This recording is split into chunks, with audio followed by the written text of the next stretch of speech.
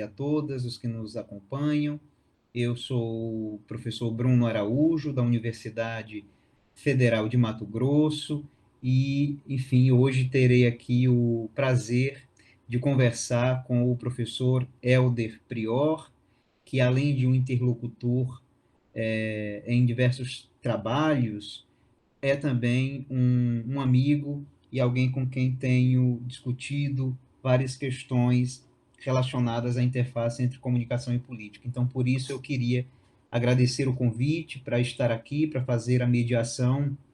desta conversa com o professor Helder Prior, para o 12º Pentálogo do Centro Internacional de Semiótica e Comunicação, que este ano se dedica ao tema As Transformações da Mediatização Presidencial. Agradecer também ao professor Antônio Fausto Neto pela oportunidade desse diálogo. Nós vamos hoje fazer uma conversa nesta mesa para pensar especialmente as manifestações do populismo no contexto português. O professor Helder Prior é português e, portanto, nos contará um pouco sobre as diferentes manifestações e as articulações do populismo, especialmente o populismo de direita radical, a partir do contexto português. Antes de iniciarmos a conversa, eu me permito aqui fazer uma breve apresentação do professor Helder Prior, que é doutor em Ciências da Comunicação pela Universidade da Beira Interior, tendo realizado estágio de pós-doutoramento na Universidade Autônoma de Barcelona, na Universidade de Brasília e na própria UB. Atualmente, o professor Helder Prior é professor visitante estrangeiro do Programa de Pós-Graduação em Comunicação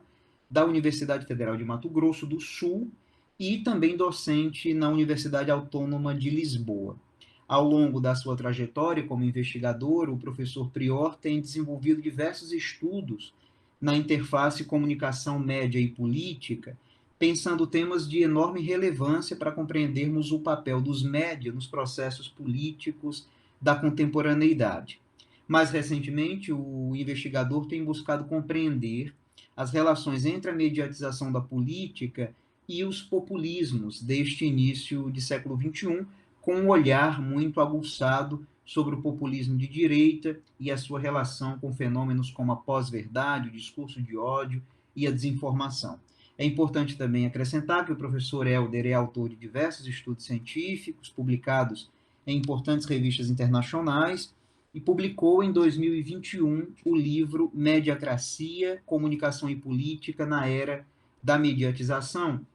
na qual o professor aborda questões centrais da área da comunicação política. É também autor de Esfera Pública e Escândalo Político, A Face Oculta do Poder, um livro de 2016 que resulta da sua tese de doutoramento. É importante dizer para o nosso público que a trajetória do professor Helder Prior e os estudos que ele tem desenvolvido sobre a cena política e mediática também brasileiras nos autorizam a entendê-lo aqui como um brasilianista. Apesar disso, nessa conversa de hoje, o professor Helder Prior vai falar mais especificamente sobre a realidade portuguesa a partir de um trabalho que discute a comunicação digital do André Ventura, que é um ator político da direita radical em Portugal, fundador de um partido de nome Chega, ele é o criador do partido, é um partido que teve, nas últimas eleições legislativas em Portugal, um desempenho considerável, né, tornando-se aí a terceira força política de Portugal. Então, professor Helder, seja muito bem-vindo, obrigado pela oportunidade da conversa, e eu acho que nós poderíamos começar apresentando um pouco do contexto das eleições legislativas, das últimas eleições legislativas em Portugal, eleições essas que acabaram com um desempenho, né, bastante considerável deste partido da direita radical, que foi o Chega. Então, o que explica, né, primeiro, o contexto dessas eleições legislativas em Portugal e o que explicaria, do seu ponto de vista, o desempenho que este partido de direita radical teve nas eleições portuguesas. Olá, professor Bruno, amigo Bruno. Agradecer pela apresentação, dizer que é um privilégio ter esta conversa. Nós temos sido interlocutores nos últimos anos e partilhamos o interesse por temas relacionados com a comunicação política e particularmente temas relacionados com os fenómenos de mediatização do político, a mediatização da corrupção, o tema dos escândalos e mais recentemente o tema da ascensão de movimentos, de novos movimentos populistas que articulam a sua comunicação com o campo digital e particularmente com as redes sociais digitais e as possibilidades que elas permitem na ascensão desses movimentos. Então, dizer que é um privilégio reencontrar-te e é um privilégio também participar no Pentálogo 2022. Agradecer à Comissão Científica do Pentálogo pela oportunidade de nós termos esta conversa, apresentar estes resultados, não é? Falar um pouco sobre o contexto da política portuguesa mais recente e cumprimentar também toda a comunidade do Pentálogo e do Centro Internacional de Semiótica da Comunicação. De facto, o resultado das eleições legislativas de janeiro de 2022 são uma oportunidade interessante e importante para refletir sobre um conjunto de transformações do cenário político que sucederam em Portugal. O governo do Partido Socialista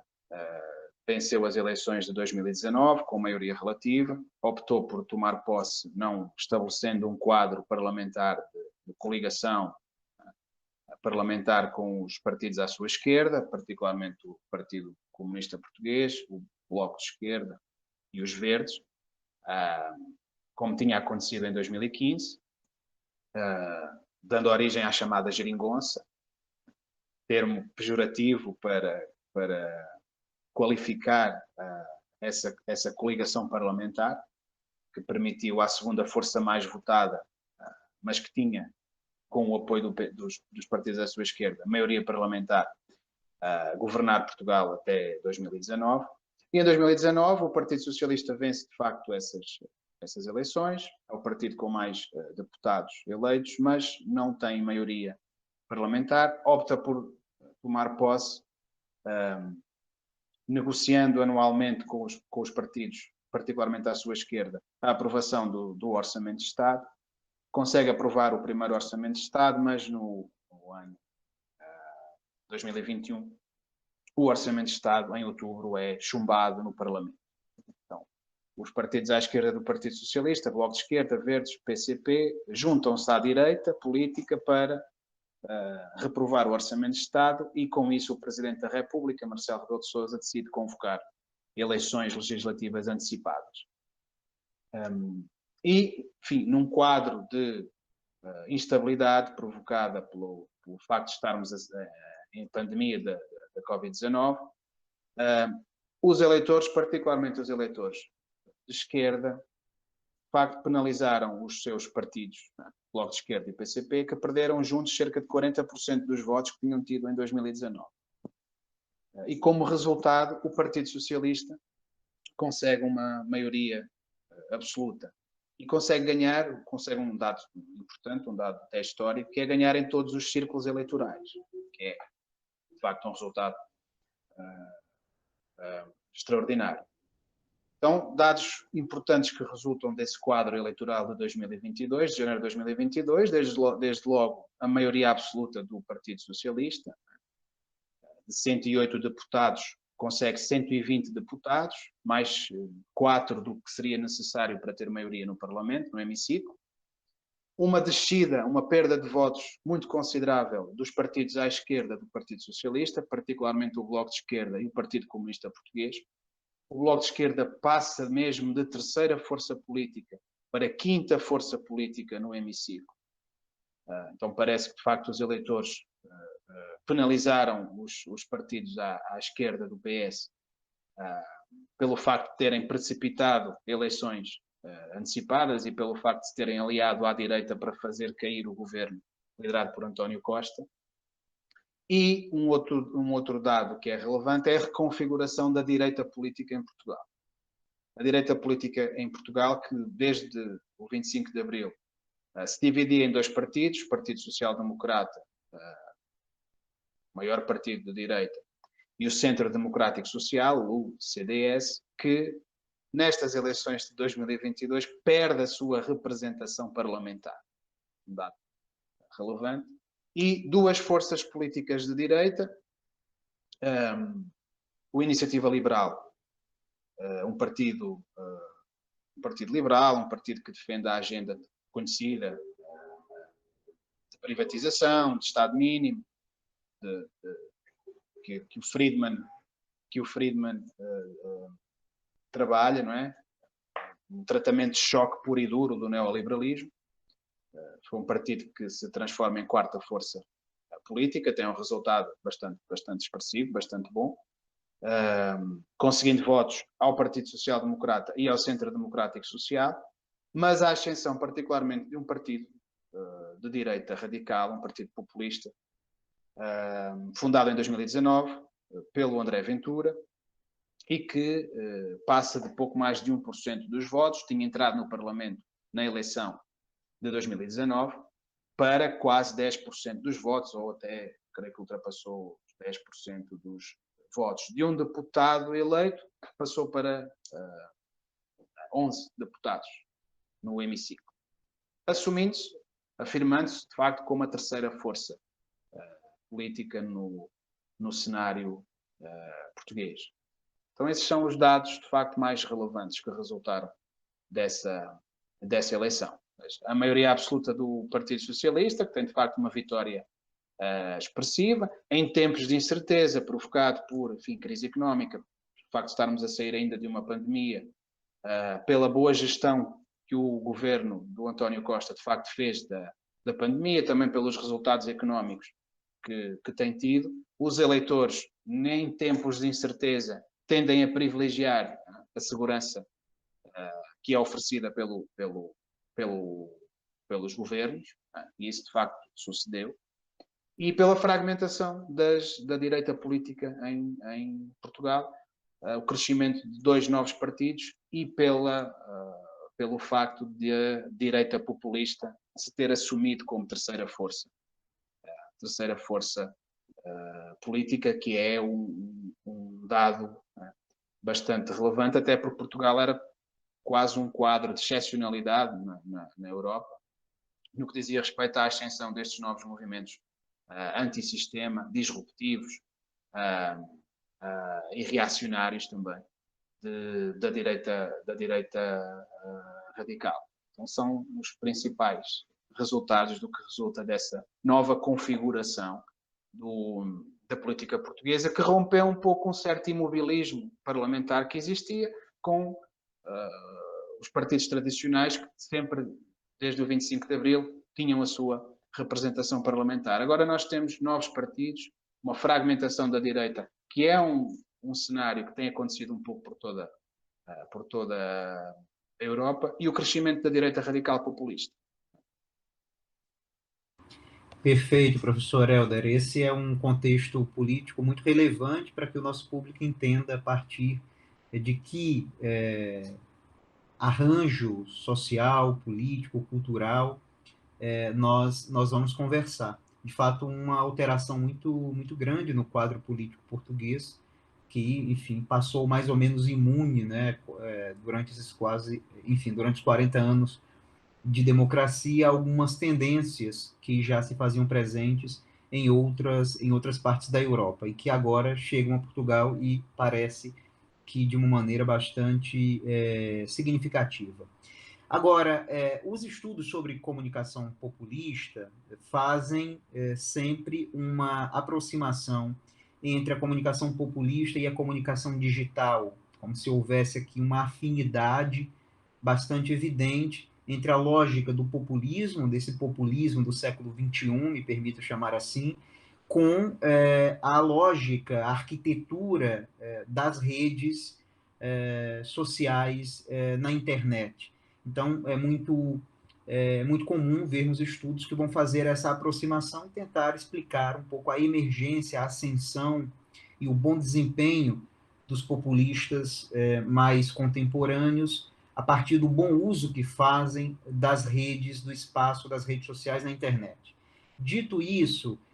como é que nós podemos, então, entender a comunicação digital de André Ventura e do seu partido, Chega, nessas últimas eleições legislativas em Portugal? Qual foi o impacto que essa comunicação populista teve? Esse é, aliás, o tema central da comunicação que preparou para esse 12º Pentálogo, né, uma comunicação que se intitula Mecânica do Populismo no Ecossistema Digital, um estudo sobre a comunicação de André Ventura no Twitter. Então, professor Helder, eu passo a palavra para que possa fazer a sua exposição. Sem dúvida. Os resultados que eu vou apresentar aqui, estas reflexões, né, sobre a mecânica populista no ecossistema digital, particularmente centrada no caso português, no caso da ascensão do Chega e da digitalização da campanha do Chega. Enfim, ela é a continuidade de um conjunto de reflexões, de um envolvimento intelectual direcionado a produzir, enfim, inteligibilidades sobre uma questão que é premente nas discussões sobre a comunicação política e que é premente nas nossas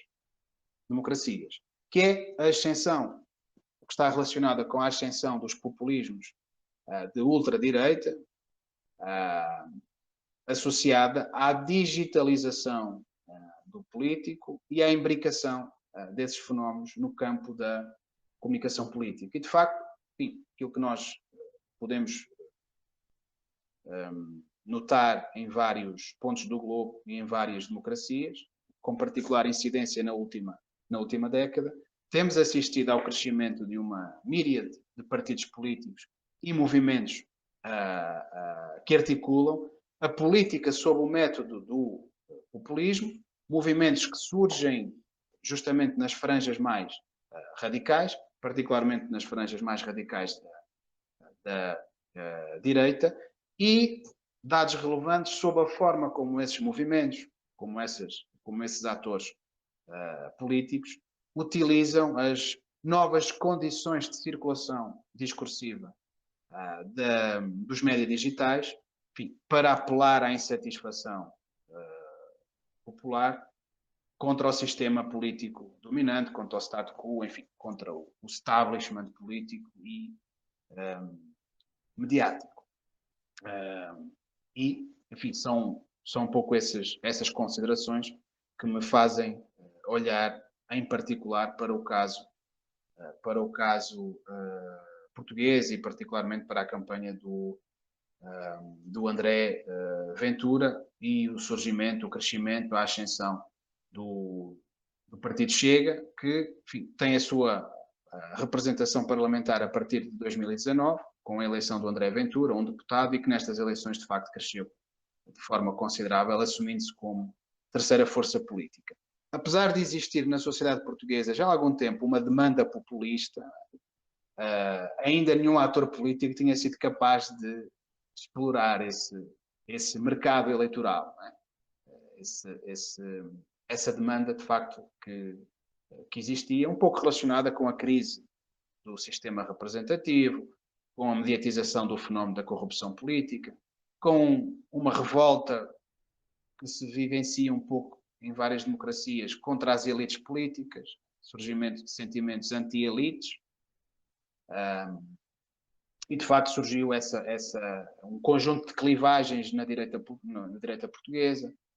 o enfraquecimento dos dois partidos tradicionais da direita que governaram Portugal de 2011 a 2015 com uma agenda de austeridade muito clara, muito forte, e essas clivagens, esse enfraquecimento provocou de facto o surgimento de novos partidos da direita que vieram romper esse imobilismo e provocar uma fragmentação. E foi precisamente o caso do partido Chega, fundado pelo André Ventura, o ex-apresentador de televisão, ex-comentador político, e o Chega integra, de facto, essa nova onda da direita antissistema na Europa. Inclui integra a Aliança Europeia Identidade e Democracia, fundada em 2014 e que inclui partidos de far-right, né, como o Liga de Itália, o Vox, a Frente Nacional em França, o Vox em Espanha, o Chega também em Portugal. Ele sustenta um discurso nacionalista e nativista, ou seja, tem claramente uma posição contra as políticas de imigração da União Europeia, né? Diaboliza, de certa forma, a comunidade de imigrantes, tal como acontece com outros partidos populistas europeus. Ainda recentemente, a Itália teve um processo eleitoral também muito solidificado com essa narrativa, né? Com essa retórica contra as políticas de imigração da União Europeia, e um discurso nativista de exclusão de grupos que é muito própria à dinâmica populista, à construção de um autogrupo, de uma ameaça, que no caso da comunicação do André Ventura, ela é feita contra a comunidade cigana, que é descrita como sendo problemática, como vivendo às margens do Estado de Direito Democrático, como sendo subsídio-dependente, instigando, no fundo, sentimentos contra essa comunidade que é descrita como uma ameaça. E uma agenda muito forte do ponto de vista legalista, defendendo políticas de lei e ordem fortes, né, como a castração química para pedófilos, o aumento de penas de prisão para crimes de corrupção e algumas dificuldades que, de facto, o partido também evidencia em relação ao Estado de Direito Democrático e à proteção dos direitos das minorias, particularmente da comunidade LGBT e de outros grupos minoritários. Então, integra, de facto, esta onda da direita radical populista europeia, assumindo-se por estes aspectos, de facto, como um partido antissistema, com discurso anti-elite, e que tem uma agenda legalista forte, particularmente contra determinados grupos que são perspectivados, que são descritos como sendo uma ameaça. E um dos aspectos interessantes também do Chega, à semelhança do que acontece com outros congéneres, particularmente na Europa, é o modo como articula toda essa retórica com os médias digitais e com as possibilidades que os médias digitais oferecem nos processos de configuração das campanhas políticas modernas. E foi justamente isso que me instigou, de facto, a olhar para o caso do Chega e para os temas, os assuntos, num período de campanha eleitoral que interessam particularmente a esse partido político. Partindo de um pressuposto que é amplamente aceito na comunidade académica, né, e que é visível em vários processos eleitorais recentes, desde a eleição do Obama, em 2008, em que a internet teve um papel decisivo, é que as redes sociais têm sido canais influentes e legitimados de comunicação política, contribuindo para a construção e a imposição de narrativas socioculturais, narrativas históricas, e para a construção de novos regimes de significação que afetam a política e que afetam a nossa sociedade, uma sociedade permeada pela fluidez, pela liquidez, né? Como diria o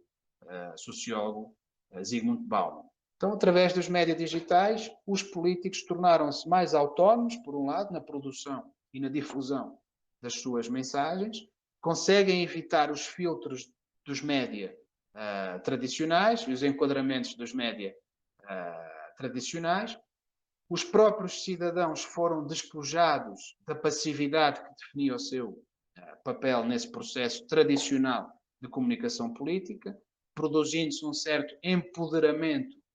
dos atores políticos e dos atores sociais em um ecossistema que é marcado por fluxos de comunicação que são mais fluidos, mais fragmentados e mais híbridos, em que as relações de poder são informadas também pelos médias tradicionais, mas também por estes novos média. E, de facto, as redes sociais converteram-se num mecanismo muito útil, especialmente útil para os atores políticos que desafiam as elites políticas e que desafiam o status quo, já que oferece, de facto, essa autonomia comunicativo. De outro modo, os atores populistas também têm enfatizado o papel democratizador da internet, né? Acontece bastante aqui no Brasil, invocando a liberdade de expressão, que têm quase como uma conquista absoluta, né? Mas que ela é limitada constitucionalmente, como nós sabemos, mas utilizando, invocando de facto essa liberdade de expressão e esse potencial democratizador da internet, né? Não há controle, não há limites nesse processo, para atacar os seus adversários políticos, às vezes recorrendo a táticas de desinformação, né? E à comunicação da pós-verdade, como agora se diz, estigmatizar determinados grupos sociais, construindo o tal autogrupo que é um aspecto importante da comunicação populista, e instigar, de facto, a indignação através do viés ideológico e do viés emocional da população contra o sistema político tradicional, que invariavelmente é descrito como sendo corrupto, às vezes através de um discurso até grosseiro, que desafia a linguagem politicamente correta e que serve para criar um laço emocional com o cidadão comum, com o homem comum e com o ator político. E, enfim,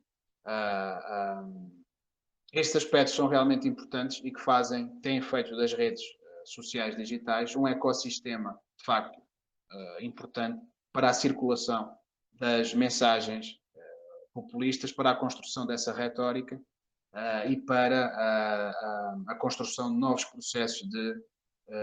mediação que são, de facto, importantes e que nós pretendemos aqui observar num novo modelo de comunicação política que é permeado, de facto, por novos aspectos que informam essas relações de poder, inclusivamente pelo papel da alta tecnologia, pelas plataformas, pelo surgimento dos algoritmos que potenciam, de facto, a comunicação mais efetiva em grupos de nicho, que são descritos como sendo bolhas digitais, que servem, de facto, para reforçar essas convicções. Então, há vários aspectos aqui das novas práticas da comunicação política que são importantes e que eu procurei observar. E devido a esta relevância que o Twitter, particularmente o Twitter, tem nas campanhas políticas contemporâneas, não é surpreendente que o André Ventura tenha uma conta no Twitter, que foi a rede social que eu procurei analisar, bastante ativa. Só partilhar aqui alguns desses dados que resultam dessa análise à comunicação feita pelo André Ventura no Twitter. O André Ventura tem uma conta, de facto, muito ativa. A sua conta tem cerca de 62 mil seguidores. Números, por exemplo, que estão muito acima da conta do líder do maior partido da oposição, o Luís Montenegro, que tem apenas cerca de 7 mil seguidores, mas ainda assim números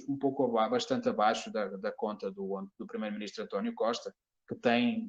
mais de 278 mil seguidores. E a partir destes aspectos, eu procurei realizar uma análise temática, tentando perceber, bom, de que é que, de facto, os líderes populistas, particularmente no caso português, falam durante os períodos eleitorais e qual é que é a sua agenda temática no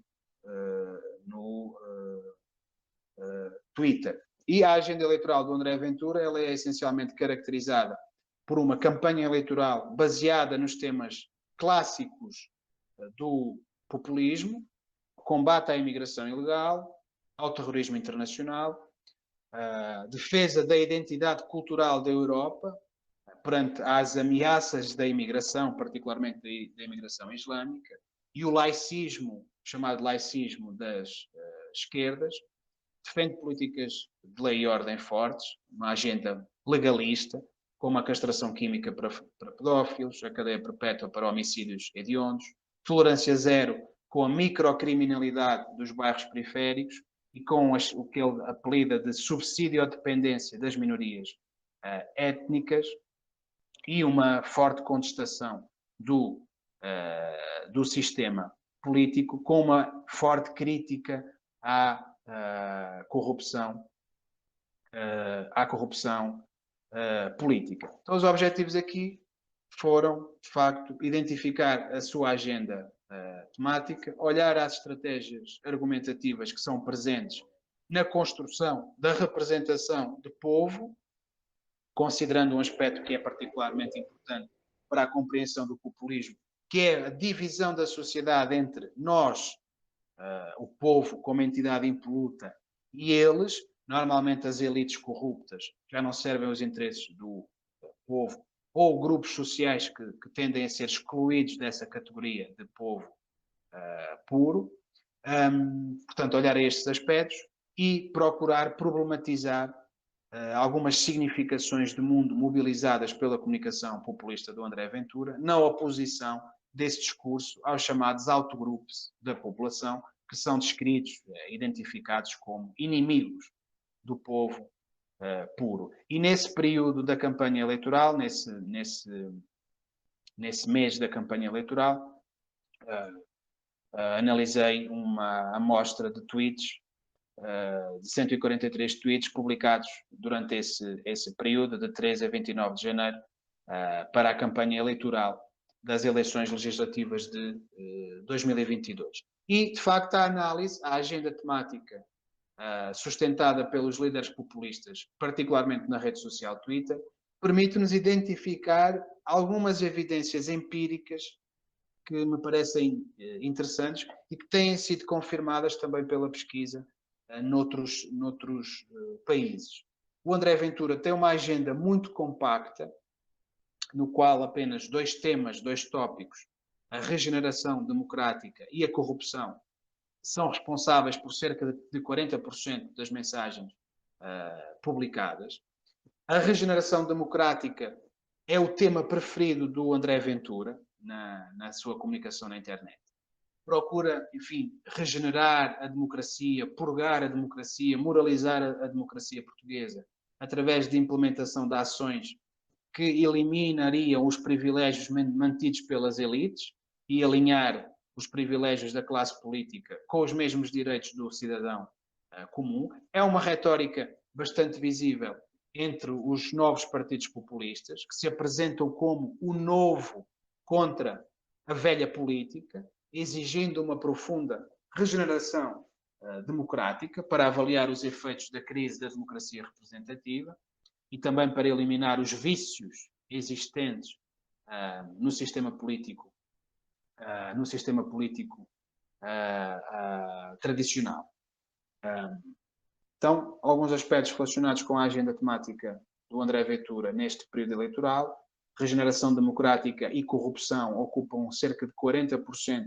das suas mensagens políticas. Como estamos em período eleitoral, logicamente também há um conjunto de mensagens relacionadas com a participação do André Ventura em eventos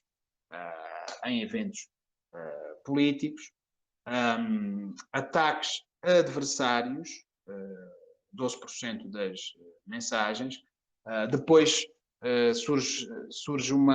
a temática relacionada com os seus princípios legalistas, não é? Políticas de lei e ordem fortes que ele defende, e temas relacionados com os impostos surgem com 4,9% das mensagens. Ataques aos meios de comunicação, 4,9% das mensagens. Este é também um aspecto importante. A dificuldade de relacionamento que estes novos movimentos políticos populistas têm com os média tradicionais. E depois alguns dados que têm menos mensagens, mas que são também importantes na ótica do estudo da comunicação populista. Logicamente que esta agenda deve ser compreendida num quadro de campanha eleitoral. Então, um dado relevante, um conjunto de mensagens que visam regenerar a democracia portuguesa,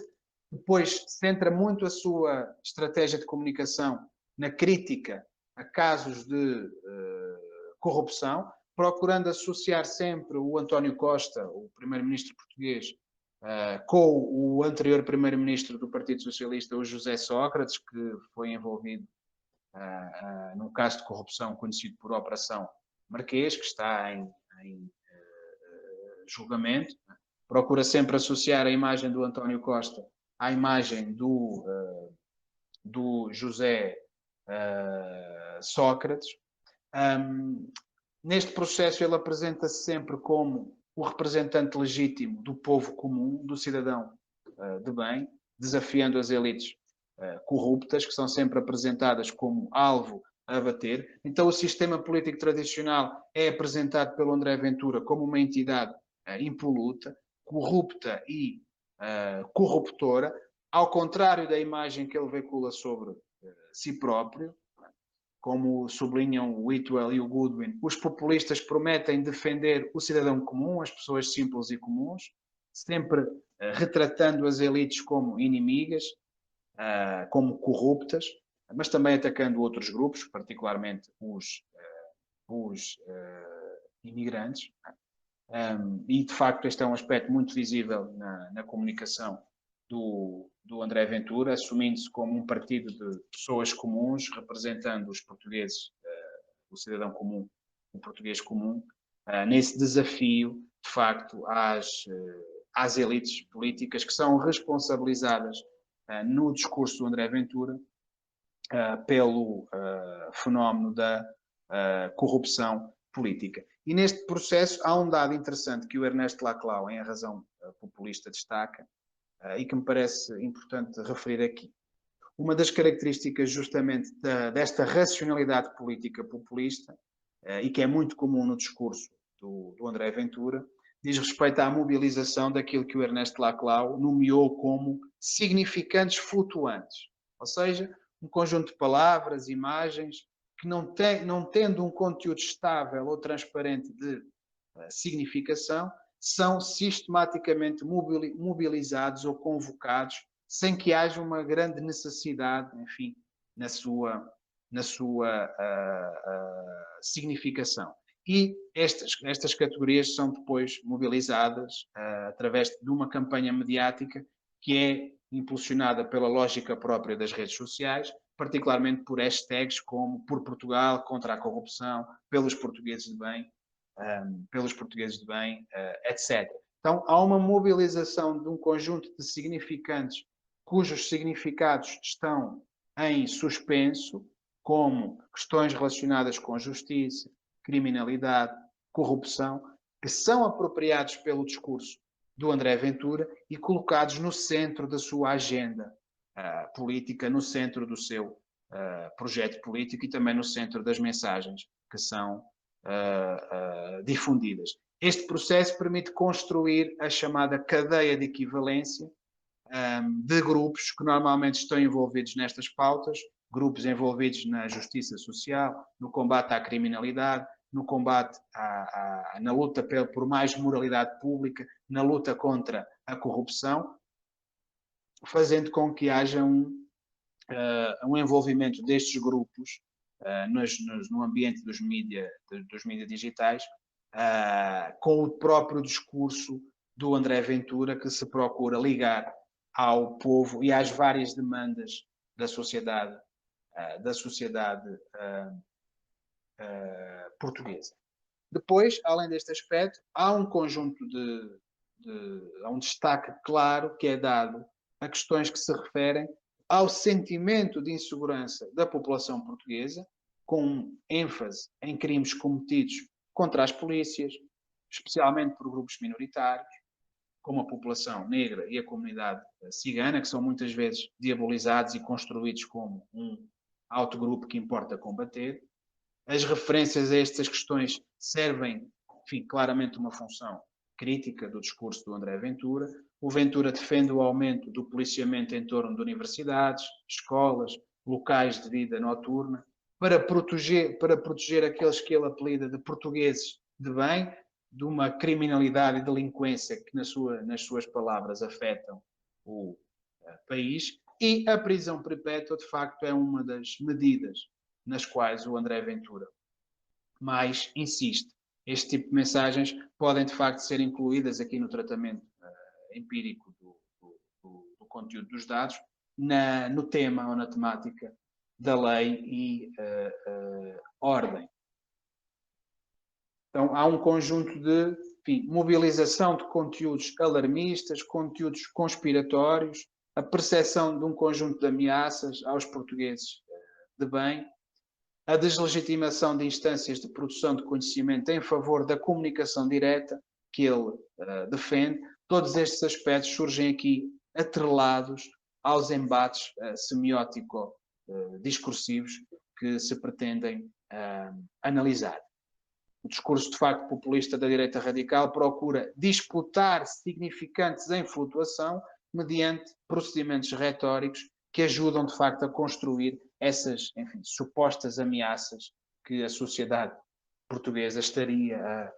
a identificar. E neste processo, todo o discurso assenta numa dinâmica de inclusão e de exclusão, no que respeita aos imigrantes e, sobretudo, à comunidade cigana, aludindo ao facto de o governo que no futuro será liderado pelo André Ventura vai promover melhorias para os portugueses de bem e não para estes grupos que são excluídos dessa categoria. E aqui surge um aspecto interessante. O André Ventura constrói a comunidade cigana como principal autogrupo da sua retórica política, afirmando que esta comunidade se trata de uma comunidade que vive à margem da lei, à margem do Estado de Direito e à custa dos subsídios políticos e sociais do Estado. Também critica o casamento entre menores de 18 anos, que acontece nesta comunidade, que é destacado também pelo André Ventura, como sendo algo que não faz parte, enfim, dos valores tradicionais da sociedade portuguesa e das estruturas familiares da sociedade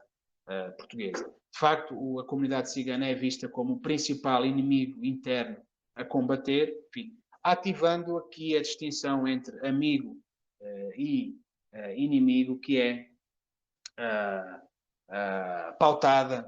pelo Carl Schmitt, a ideia de que a política é a relação entre amigo e inimigo, e esse aspecto é muito visível nesta dinâmica de exclusão que o discurso populista procura erigir. O discurso populista ele opta sempre por uma lógica de conflito social, procurando dividir a sociedade entre nós e eles, bons e maus, e não por uma lógica de diálogo ou da racionalidade política tradicional da esfera pública. E esta estratégia o André Ventura já tinha feito quando foi candidato à Câmara Municipal de Loures, nas eleições autárquicas em 2007. Na altura foi candidato pelo maior partido da direita, o Partido Social Democrata, e entrou de facto na vida política pelas mãos desse partido, e já na altura, como candidato à Câmara Municipal de Loures, ele de facto fez uma campanha muito centrada no que ele chama de problemas que existem na sociedade portuguesa com a comunidade cigana. Mas, além da comunidade cigana como principal inimigo, o principal autogrupo que é construído pela comunicação do André Ventura, há ainda notas que são importantes em relação à imigração e que estão de acordo com a agenda destes partidos da direita radical na Europa, que têm uma forte agenda contra a imigração e que são eurocéticos em relação às políticas da União Europeia, justamente por aspectos relacionados com a abertura das fronteiras da Europa aos migrantes, particularmente do Norte da África e do Médio Oriente. E em relação a este aspecto, em relação à imigração, e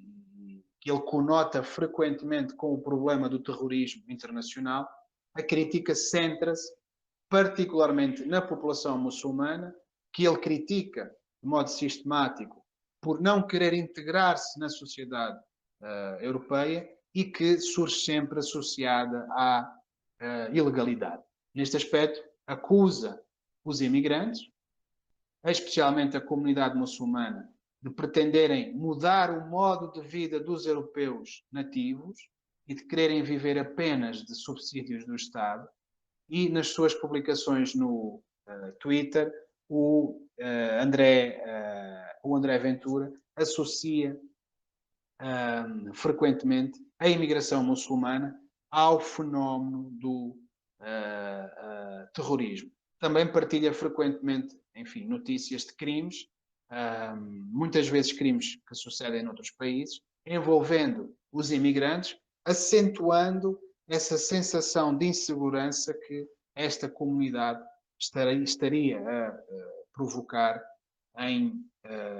Portugal. Então nós vemos que esta dinâmica de exclusão de certos grupos que são afastados da categoria povo não se refere só às elites, no discurso do André Ventura, mas também a certos grupos étnicos que são, de facto, excluídos dessa categoria por razões relacionadas com religião, com motivos étnicos, com questões da própria agenda securitária, que é uma agenda bastante forte que o André Ventura sustenta. Então, exclui determinados grupos sociais que são perspectivados como uma ameaça, revelando, de facto, aqui algumas dificuldades que este movimento político tem em relação à forma como lida com o desafio imposto pela existência de minorias. O que também está de acordo com uma certa conceptualização do populismo da direita radical, que é descrito como iliberalismo democrático. Isto é, são movimentos políticos, atores políticos que aceitam as regras da democracia. Normalmente eles defendem a democracia, particularmente as novas formas de mediação da democracia direta, mas depois têm problemas no que diz respeito ao funcionamento das democracias liberais, defendendo um posicionamento iliberal, particularmente uma grande dificuldade em lidar com os direitos das minorias étnicas. O mesmo acontece, por exemplo, com o Viktor Orbán na Hungria e com a perseguição que tem sido feita nesse país a algumas minorias étnicas. Um outro aspecto muito interessante da comunicação do André Ventura, e que também está em linha com os movimentos populistas recentes, é a ideia de que estes movimentos, e particularmente o Chega, é perseguido, ostracizado pelos principais meios de comunicação social por causa das suas políticas que defende. E o André Ventura dedica, de facto, enfim, várias publicações a criticar comentadores, humoristas, jornalistas, incluindo os meios de comunicação, no establishment corrupto. À imagem do que, por exemplo, fez o Donald Trump nos Estados Unidos e também um pouco à semelhança do que o Jair Bolsonaro tem feito, de facto, no Brasil. Condena o servilismo que alguns meios de comunicação social têm em relação às elites políticas e às elites económicas, em relação ao establishment, que é descrito como corrupto. Isto, de facto, mostra uma dificuldade que estes novos movimentos políticos efetivamente parece que têm com a pluralidade e com a relação problemática que estabelecem com o sistema mediático tradicional, privilegiando efetivamente as práticas de comunicação direta que as redes sociais digitais efetivamente oferecem. Um outro aspecto importante é a narrativa da crise. O populismo, de facto, ele é sempre mais efetivo em contextos em que são descritos como estando em crise, como estando a ser atacados no seu núcleo tradicional, na família, na educação, na escola, no sistema de partidos e, de facto, particularmente a crise económica, tem atuado como um propulsor importante dos recentes fenómenos populistas, ajudando à sua consolidação e crescimento. Este é um fenómeno que tem ajudado, de facto, quer os partidos da direita radical, quer também os partidos da esquerda radical. E a crise económica capitalizou a atenção destes novos atores políticos nos últimos anos, colocando o centro da sua crítica ao sistema financeiro, o capitalismo, a austeridade gerada pelos tecnocratas, particularmente isto é visível nos movimentos políticos populistas da esquerda, e nesta luta contra as elites corruptas centram invariavelmente o seu discurso nas questões económicas e nas dificuldades sociais, migratórias e de representação que as nossas sociedades, que as sociedades atuais, que as democracias representativas enfrentam. Então, temas que instigam a narrativa da crise social e da crise económica são, de facto, temas sistematicamente mobilizados por estes atores, e no caso português aquilo que o André Ventura faz é conotar, enfim, o aumento do custo de vida, o aumento do preço dos combustíveis, o aumento do custo da energia, com problemas relacionados com a corrupção política e com esse forte sentimento das elites políticas que já não estão interessadas em governar para os interesses do povo, são egoístas, estão interessadas nos seus próprios desígnios, nos seus próprios objetivos, tentando sempre conotar esses problemas económicos e problemas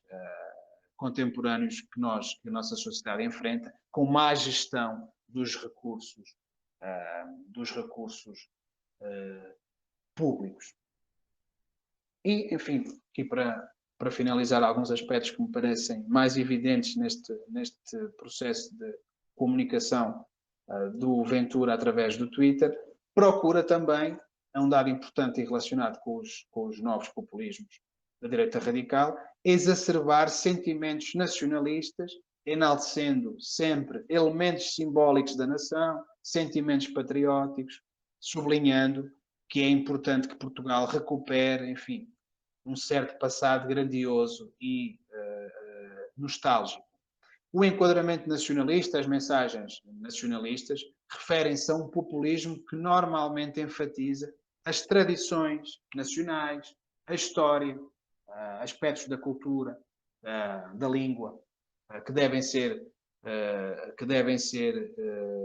preservados. E esta ideia do nacionalismo está estreitamente relacionado com a ideia de Heartland ou Motherland como uma dimensão que é central do populismo. E o André Ventura, durante a campanha, enfim, organizou uma série de eventos políticos em monumentos, junto a monumentos históricos, como o Mosteiro da Batalha, também conhecido como o Monumento da Pátria, ou o Castelo de Guimarães, como nós vemos nesta publicação, berço de Portugal. E também participou em encontros com antigos soldados da guerra em África, da guerra do ultramar, apelando de facto a um certo patriotismo e um certo nacionalismo do povo português, dizendo que ele não vai abandonar aqueles que no passado defenderam os valores do país, os valores dos princípios da nação. Então há também um conjunto de mensagens que nós podemos incluir nesta categoria do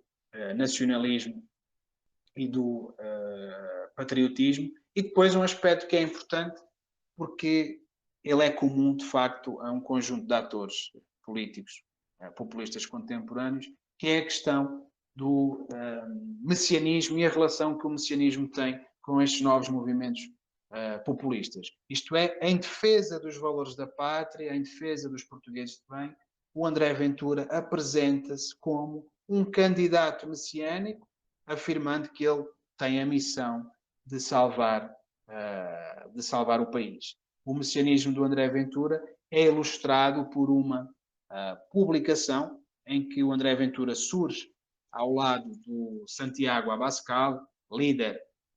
do partido político Vox, partido de Espanha, que também tem tido uma ascensão de facto importante naquele país, sublinhando que os dois têm a missão de salvar a Península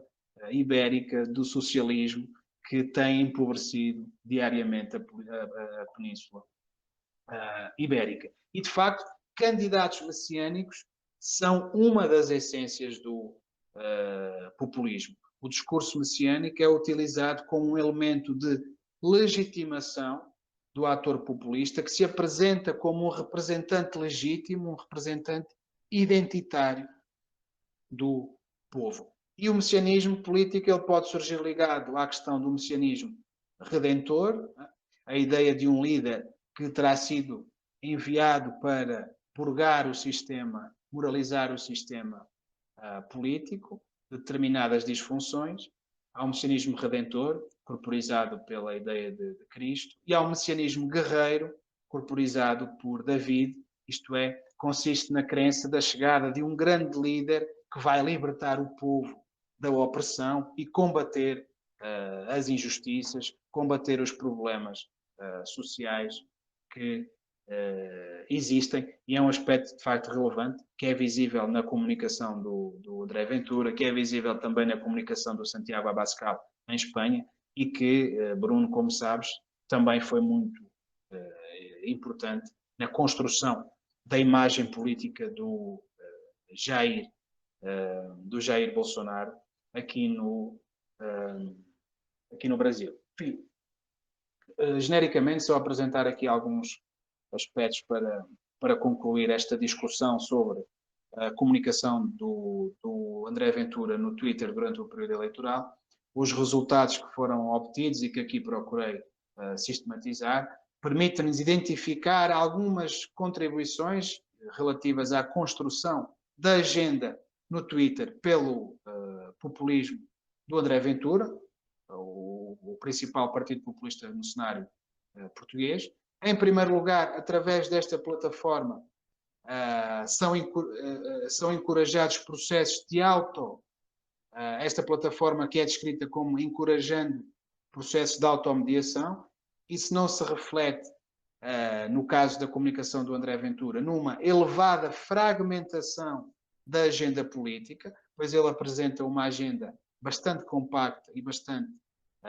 concentrada, essencialmente em torno de duas questões, né? A regeneração democrática e os casos de corrupção. Então, contrariamente àquilo que acontece noutros casos, e que é descrito como sendo uma característica do ambiente digital, neste caso em concreto, isto não encorajou uma maior diversificação e dispersão da mensagem política populista, que ela de facto tende a ser concentrada em torno de certas questões, e o André Ventura apresenta de facto uma agenda muito compacta. Em segundo lugar, nota-se uma preocupação com temas relacionados com a imigração e a segurança, temas comuns aos partidos europeus da direita radical. Estes temas são enfatizados em termos de inclusão e exclusão de grupos sociais, fomentando um discurso que polariza a sociedade entre nós e eles, os portugueses de bem e a comunidade cigana e a comunidade muçulmana, que são sistematicamente qualificados de modo negativo. E podemos então concluir, para finalizar, que de facto o André Ventura promove uma comunicação populista com um aspecto importante, também característico destes movimentos, que é uma comunicação com forte base emocional e um claro discurso antissistema. As suas publicações no Twitter durante o período das eleições legislativas de 2022 confirmam de facto esta tendência populista, que é muito enfática em comunicar através de tons agressivos, tons zangados contra o sistema político. De facto, a raiva expressiva é um dos pilares do estilo da comunicação populista, que inclui as dimensões da negatividade e da enfatização da emoção. As críticas ao governo, a figuras públicas, são muito frequentes, o que enfim é comum ao discurso populista, particularmente da direita radical. O nacionalismo e o nativismo são exacerbados em tweets que geram mais envolvimento por parte dos seus seguidores, o que mostra de facto que o André Ventura procura apelar às emoções e a sentimentos patrióticos dos portugueses. Isso é utilizado para, de certa forma, difundir a sua mensagem política, porque este tipo de mensagem gera um maior envolvimento emocional por parte dos seus seguidores, e um discurso bastante pautado pela simplicidade, pela coloquialidade, que é também presente nas mensagens populistas e que é uma dimensão que se encontra presente em praticamente todos os dirigentes populistas, que tendem a caracterizar, a comunicar, aliás, de forma familiar, coloquial, por vezes até com um discurso, enfim, vulgar, e é um tipo de comunicação muito impulsionado pela esta nova dinâmica comunicacional das redes sociais digitais.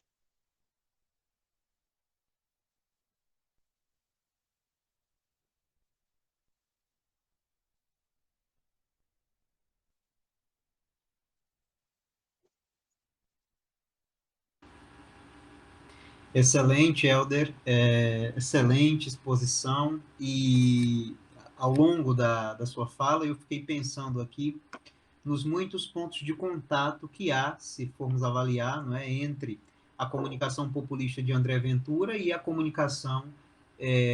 do próprio Bolsonaro e de lideranças bolsonaristas da extrema-direita brasileira. O discurso divisionista, cidadãos de bem de um lado, né, e inimigos da pátria do outro. Isso é um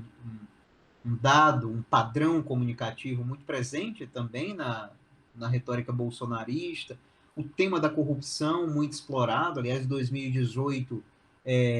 a eleição é um pouco em torno, né, enfim, dessa dimensão, para além da pauta de costumes, mas o tema da corrupção é central. O discurso antissistema, uma crítica direta aos meios de comunicação, né, que fazem ou que tentam fazer a mediação contra a qual a liderança populista se insurge. A apropriação de símbolos nacionais, interessantíssimo, André Ventura, ter, né, essa parte da sua fala em que você destaca a ida do André Ventura a símbolos nacionais, a monumentos, a partir de onde ele gravou vídeos e tudo. Aqui no Brasil, essa apropriação, né, sobretudo da camisa verde e amarela da seleção brasileira, e outros tantos elementos, a própria ideia do messianismo, né, que lembra um pouco o que alguns autores chamam de populismo teocrático, né, que também é uma marca fundamental para entendermos o bolsonarismo. E a instrumentalização também, Helder, da noção constitucional da liberdade de expressão, né? Quase como um salvo-conduto para uma comunicação que busca exterminar o outro e que estaria protegida, na perspectiva da liderança populista, pelo Instituto da Liberdade de Expressão. Então, muito interessante. Agora, na sua fala, no início, quando você ainda caracterizava André Ventura, você mencionou um aspecto que me chamou muito a atenção,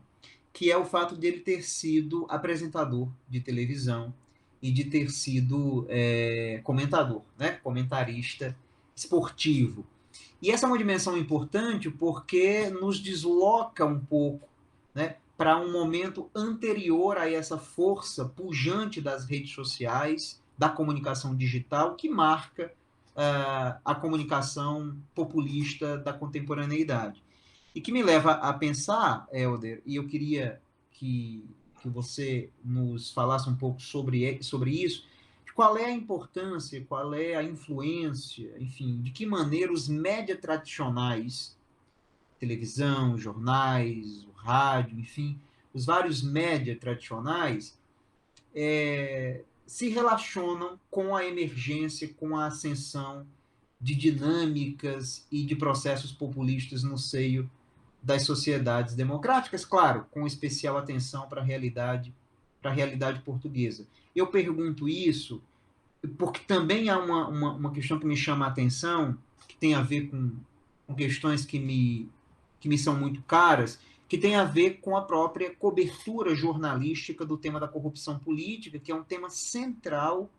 na retórica populista de André Ventura, como também o foi e é, enfim,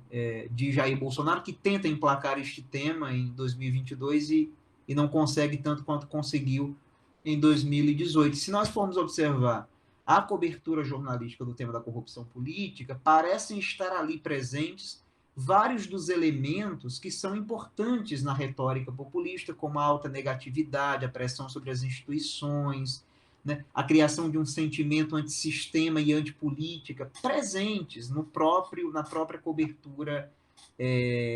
jornalística. Então, parece que o jornalismo tem aí um papel importante. De modo que é por isso que eu faço a pergunta de como é que você avalia o papel do jornalismo, dos médios tradicionais,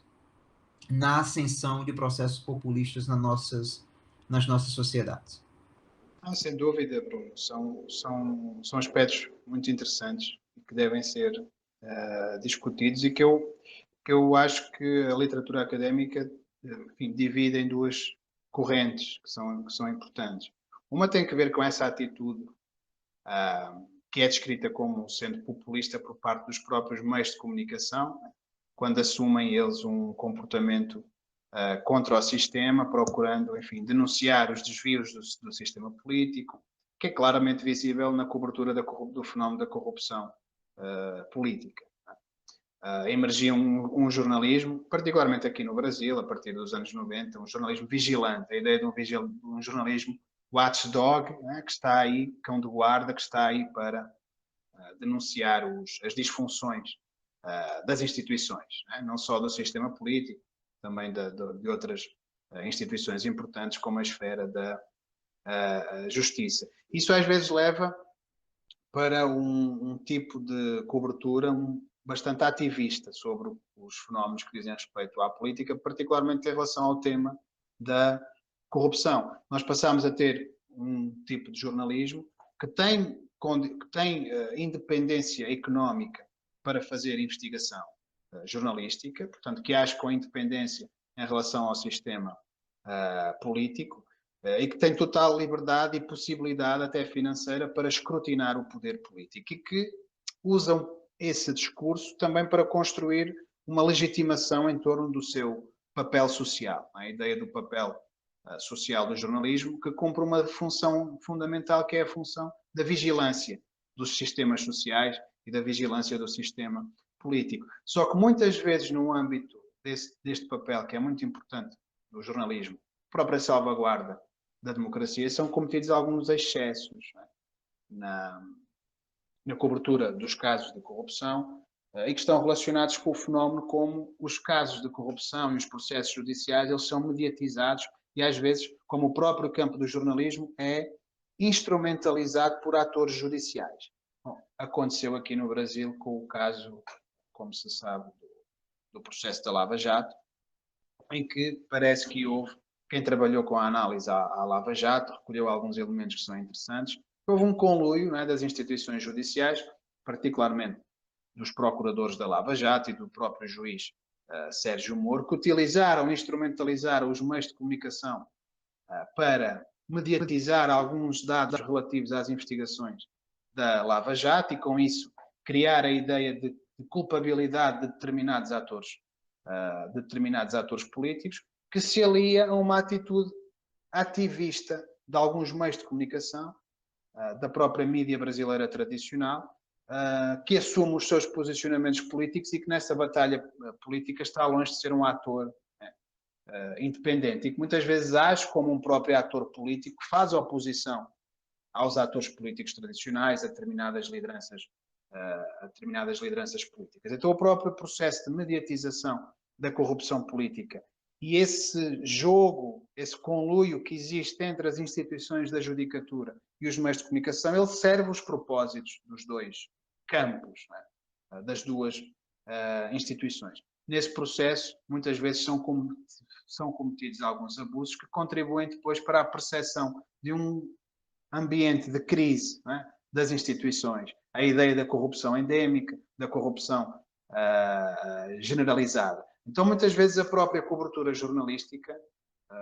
ativista, né, assume essa postura populista de se assumir contra o sistema político e de descrever o sistema político e o comportamento das elites como sendo um comportamento corrupto. Então, por um lado, há esses aspectos que são de facto importantes. Não esquecer que em várias democracias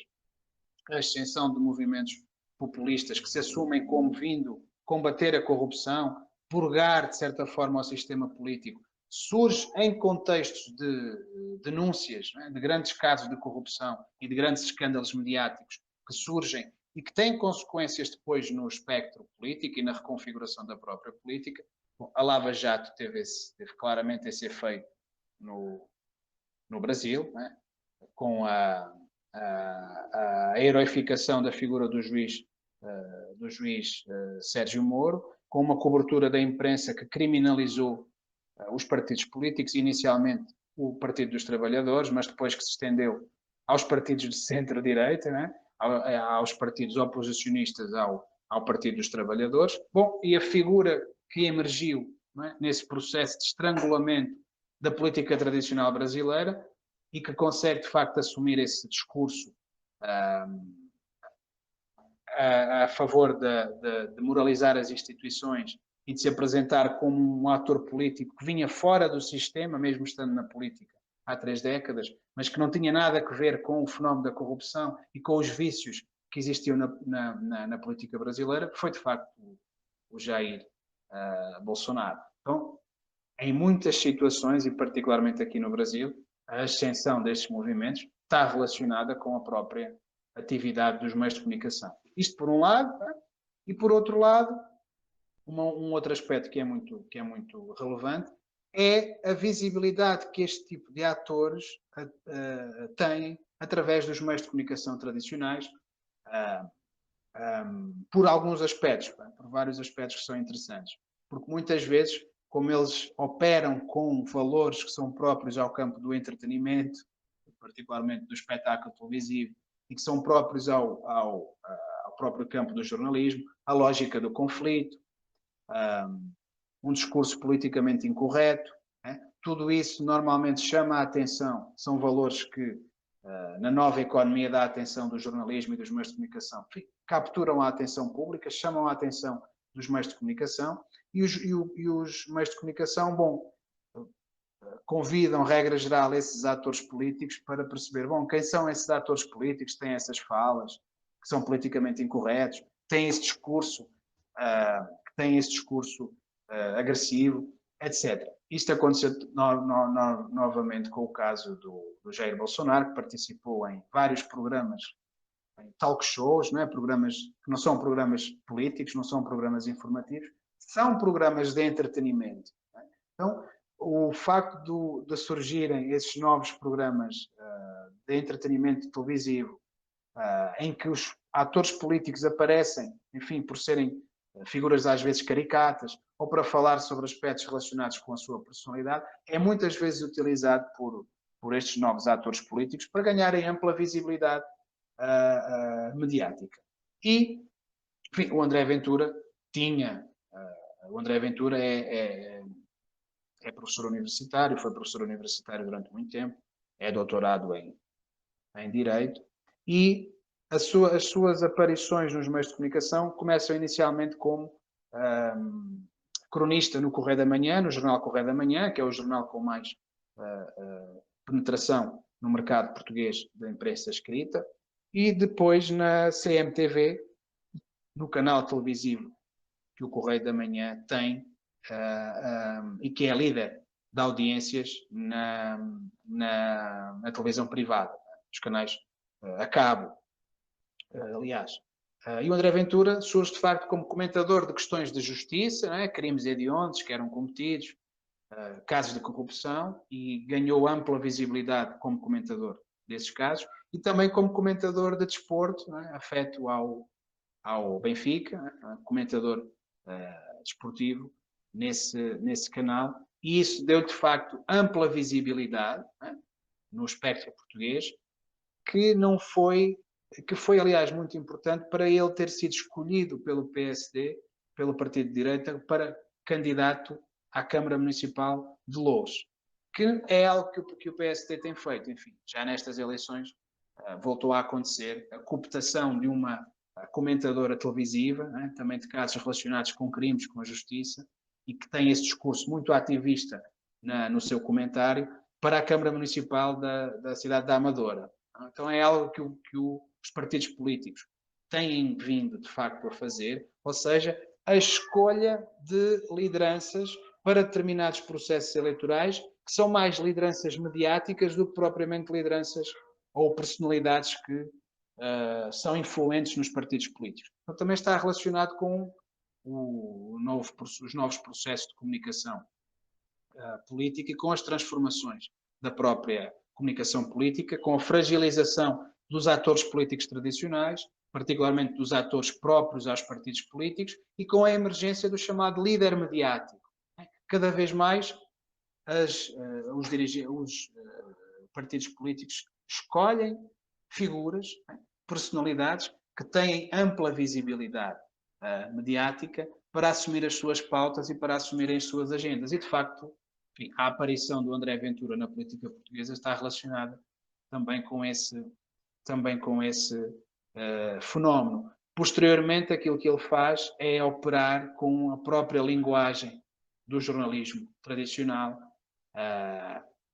determinados valores como o conflito permanente, um discurso politicamente correto, a novelização, a vitimização, a construção às vezes de eventos que surgiram um pouco na sua campanha, como o apedrejamento da campanha, coloca-se no papel de vítima. Isto é, acontecimentos espetaculares, acontecimentos sensacionais, que logicamente geram a atenção dos meios de comunicação. E com, às vezes, uma crítica que estes atores fazem a figuras públicas, ou a atores políticos, ou a atores do mundo do espetáculo, que depois se envolvem num processo discursivo de críticas mútuas e que são alimentados particularmente pelo jornalismo mais sensacionalista. Durante a cobertura jornalística à campanha do André Ventura, foram várias as notícias publicadas no Correio da Manhã, um jornal de infotainment, um tabloide, com polémicas em que o André Ventura se envolveu com celebridades portuguesas. Bom, tudo isso é utilizado justamente para dar visibilidade a estas figuras e está relacionado com este novo mercado no qual o próprio jornalismo opera, com a prevalência de determinados valores, como o espetáculo, o sensacionalismo, a novelização e o próprio conflito. Né? Então, de facto, os meios de comunicação, não só os meios de comunicação digitais, mas muitas vezes os meios de comunicação tradicionais, estão relacionados com o surgimento destes atores políticos e com os fenómenos de visibilização das suas pautas, dos seus discursos e das suas agendas. Perfeito, Helder, perfeito. Para finalizarmos, nós falamos sobre o papel dos médias tradicionais, do próprio jornalismo, e voltando agora mais à questão da comunicação digital das lideranças populistas, eu queria que você falasse um pouco sobre como você vê o papel das grandes plataformas de tecnologia que exercem agora um papel importantíssimo de mediação da própria esfera pública digital. Porque é muito interessante, em alguns trabalhos, nós vemos, e você mesmo apontou isso na sua fala, que uma das marcas desse populismo digital é justamente a aposta num processo cada vez maior de desintermediação, né, ou desvalorização de instâncias democráticas clássicas, né, que fazem a mediação da esfera pública, a imprensa, mas também outras instâncias. O que nós vemos não é exatamente uma desintermediação total, mas talvez um processo de surgimento de novos mediadores, né, e que tem um papel de filtragem da informação a que estamos expostos, enfim, tem uma capacidade bastante surpreendente de estabelecer, enfim, processos de curadoria de conteúdos a partir de lógicas algorítmicas e tudo mais. Então, eu queria que você falasse um pouco sobre isso, como você entende o papel dessas grandes empresas de tecnologia e, enfim, que resposta é possível dar, falando do ponto de vista democrático, para que essas empresas também, digamos, participem do processo de imunização democrática que eu acho que as nossas sociedades precisam ter. Tanto a questão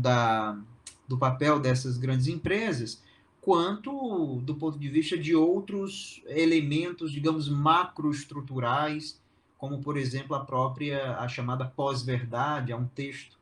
que você conhece bem, do professor Silvio Asborn, em que ele vai trabalhar ali uma afinidade, o que ele vai chamar de uma afinidade eletiva entre a comunicação da pós-verdade e a comunicação populista. Então, essas questões macro que também estão por trás dessa emergência da comunicação populista digital. Eu sei que são muitas questões e o nosso tempo é curto, mas eu, enfim, finalizo essa rodada de perguntas com essa que permite também fazer uma abordagem ampla e mais abrangente sobre essa questão do populismo digital. Não, são aspectos importantes na ótica do estudo da comunicação populista. Há um dado aqui que eu acho que é importante referir, né? Neste contexto das sociedades plataforma, né, como agora são denominadas, sociedades pós-digitais. Antes utilizava-se a expressão sociedade de rede, né, do Manuel Castells, em que a internet era de facto descrita como uma ótica mais integrada, né, mais positiva. Agora utiliza-se de facto a expressão sociedade pós-digital ou sociedades de plataforma para tentar perceber como é que os processos de mediação discursiva são estabelecidos pelas próprias plataformas através dos algoritmos e do fenómeno das bolhas digitais e dos filtros que surgem aí como novos mediadores do espaço público e dos discursos políticos. Não é? Então, os discursos políticos operam em um novo modelo de comunicabilidade que é marcado por condições sociolinguísticas de produção, circulação, absorção dos discursos, novos recursos que existem, né, para difundir informação, novos atores que surgem, novas relações entre estes atores, em ambientes que são de facto ambientes que afetam a própria condição sociolinguística dos discursos contemporâneos, como a imbricação entre o online e o offline, a circulação discursiva orientada a audiências de nicho, mas de grande capilaridade através de outros média digitais, a hibridação dos sistemas mediáticos e o impacto da alta tecnologia em um sistema que é orientado por algoritmos, que são os novos mediadores, né, do espaço público. Né? E este processo ele é visível, inclusivamente, no Twitter. Ele é muito visível no Twitter, que foi a plataforma que eu procurei aqui estudar. Né? O Twitter é uma rede que tem características de microblogging, ela é ideal para estimular a comunicação direta e para estimular a personalização política, mas as relações entre os usuários do Twitter, elas não são recíprocas. É possível ler as publicações de uma pessoa sem ser seu seguidor e são relações pautadas pela alta tecnologia e pelo fenómeno da inteligência artificial, num modelo que é distinto das lógicas anteriores da comunicação, da propaganda política tradicional. Um exemplo, uma publicação no Twitter, produzida por alguém, por exemplo, André Ventura, que é o ator político que nós aqui, cuja comunicação nós aqui analisamos, é enviada para um receptor não humano, um algoritmo, através do qual as operações de inteligência artificial o transmitem a numerosos públicos específicos interessados, né, nessas mensagens, interessados nesses discursos, cujas respostas são transmitidas como dados, né, para o algoritmo e daí para o remetente do tweet, em sequências ininterruptas de interação indireta e de interação mediada pelas plataformas e mediada pelos algoritmos. Posteriormente, este público pode transmitir o tweet ou a sua interpretação dessa mensagem, não é? Regra geral, nem sempre difunde só o tweet, reinterpreta, reconfigura, reconstrói, atribui novos significados a essas mensagens e difunde essas mensagens. É outro processo importante da comunicação no entorno digital, permitindo que esta mensagem vá chegando a públicos que inicialmente não estavam acessíveis à mensagem que foi replicada inicialmente. Isto significa que as audiências no entorno digital, que são frequentemente chamadas de bolhas, bolhas digitais, são construídas quer por seguidores, dos atores ou das páginas, quer pelos algoritmos, a partir dos dados que o utilizador, enfim, partilha e tem na sua rede, e são dados que são reunidos através das chamadas pegadas digitais e de palavras-chave temáticas, como os hashtags que a pessoa coloca nas redes, o histórico de interações que estabelece nas redes, as pegadas digitais, etc. E em caso de perfis de alto padrão, que é o caso dos perfis dos atores políticos, não é? Que estamos aqui a falar, este processo tende a ser intensificado não só pelos seguidores, não só pelos indivíduos que estão interessados nessas mensagens, não só pelos eleitores envolvidos com esse discurso e com esses atores, mas muitas vezes pelos robôs, pelos bots, que são contas programadas para se comportarem como indivíduos comuns e que geram também eles formas específicas de interação e respostas a essas mensagens que aumentam exponencialmente o volume de tráfego dessas mensagens. Então, há aspectos relacionados com a própria plataformização e com o ambiente digital, o funcionamento dos algoritmos, como é que o funcionamento dos algoritmos expõe seletivamente os indivíduos a determinados conteúdos que já concordam com o seu esquema de crenças, com o seu posicionamento ideológico, não é? Formando as tais bolhas digitais, fazendo um processo de exposição seletiva que permite reforçar crenças, reforçar posições, reforçar opiniões. Então, são aspectos muito interessantes relacionados com o funcionamento das plataformas e com o funcionamento dos algoritmos, que depois ajudam a estimular o próprio fenómeno emocional e narrativas, enfim, que são apelidadas de narrativas alternativas e que desafiam às vezes a própria